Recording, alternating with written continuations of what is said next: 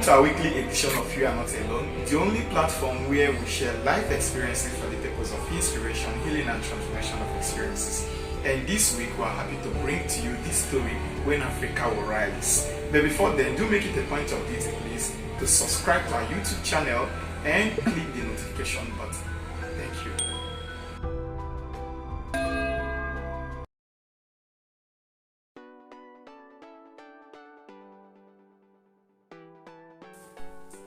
This look is too memorable for me. It reminds me of many things. But greatest of all is a story I would never like to share. Story of racists, where blacks were monkeys to be sold out as commodities and whites were ghosts believed to be roaming spirits angrily waiting to be given befitting burials. My experience of the whites is as old as the missionary journey into the sub-Saharan Africa.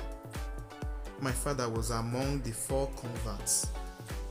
He became so dedicated that he gained all their trust and was almost the link between the community and the missionaries. He was widely known as Muonyocha, which means son of the white man in our tribal language. I was already 9 years at this time and could do certain errands for my father. In so many occasions that he sent me to the missionary zones, as we referred to it then, to deliver message or parcels.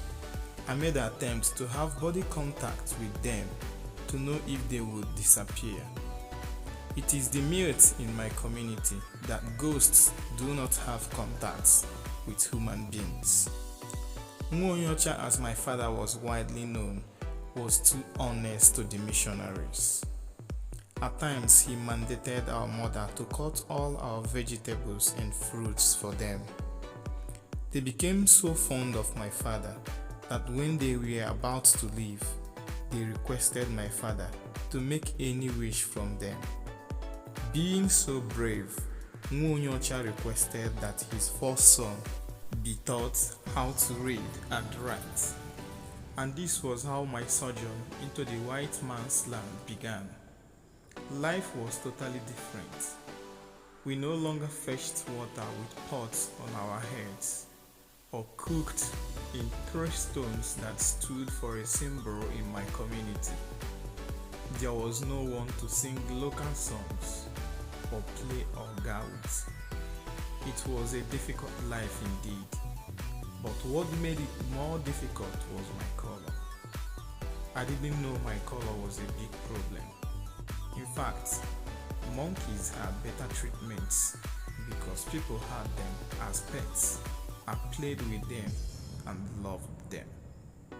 Father Doll was my only savior.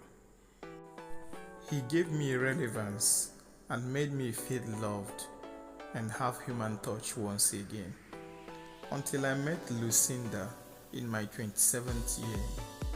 I had the missionaries as my great companions, but she came into my life with great vibes.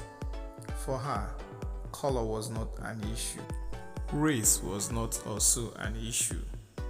All that meant much for her were care and tenderness. At the long run, we both got engaged even before I wrote to my people. After some months, words came from my father that I should come home. Muonyocha sounded so serious in the letter, and I quickly planned on how to travel after many years of living in a foreign man's land.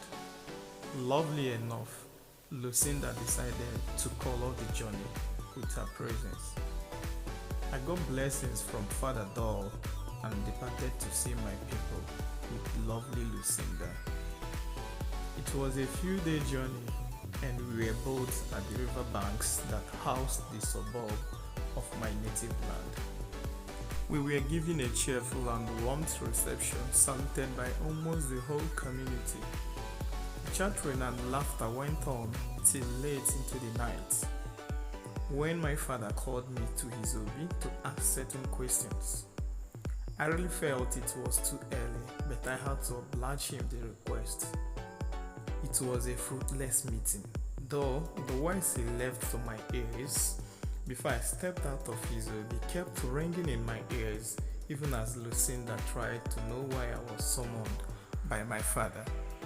He told me straight to the face that our culture forbids contracting such marriage, and that the only thing that can dissolve one from such a contract was a blood sacrifice. He frowned fearlessly when I told him it was the truth that we were already engaged. Though dancing and chatting continued with women moving in and out of the kitchen, but I observed a few elders leaving the house with my father. When it was late, I demanded to go in with Lucinda, but the wives told me she would sleep in women's hut. I woke up a bit late the next morning and went straight to the women's hut to check on my beautiful Lucinda, but found out she was no longer there. From the way the women looked at me, I became too afraid. I told myself it wasn't the truth, it was a joke, but it was true. Some young men came in at night and took my beautiful Lucinda off to a land where she would never return again to see me. I made gallant moves immediately to the Obi, but found out that Nwoyocha had escaped. What a wicked world. Lucinda had come in with me with scholarships and projects to empower the health sector of my community, but rather met her death as a gift of appreciation. What a wicked world.